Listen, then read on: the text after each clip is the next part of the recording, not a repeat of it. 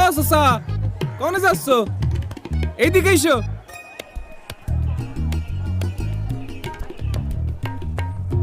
এইটা দেখে এম্বা করছো? না মানে দেখতে জানি কেমন লাগতেছে।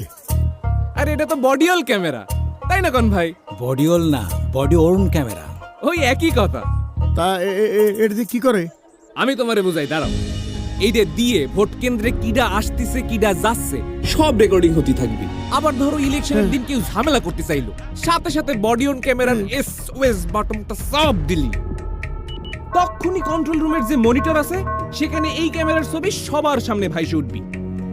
কন্ট্রোল রুমেতে পুলিশের কাছে জিজ্ঞেস বুঝে সমস্যাটা কি, পুলিশে আর একটা বাটন চাইবে যখনই কইব সাথে সাথে ডাইরেক্ট অ্যাকশন। তখনই সশস্ত্র বাহিনী, বিজিবি ও আইন শৃঙ্খলা বাহিনী আইসে এই সন্ত্রাসীগুলারে ধরে যে যে আকাম করব একদম লাল দালানে ঢুকাই দিবে। বুঝিছো ব্যাপারটা? মানে আগের মতো কেউ আকাম করে পার পাবি না?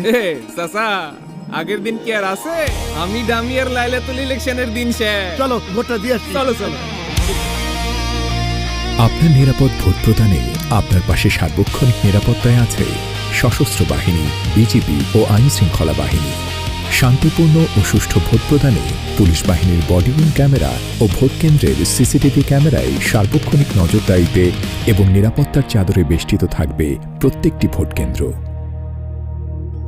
সংসদ নির্বাচন আর গণভোট দুইটার ব্যালট পেপার কি একলগে দিতেছেন? জি, এই যে।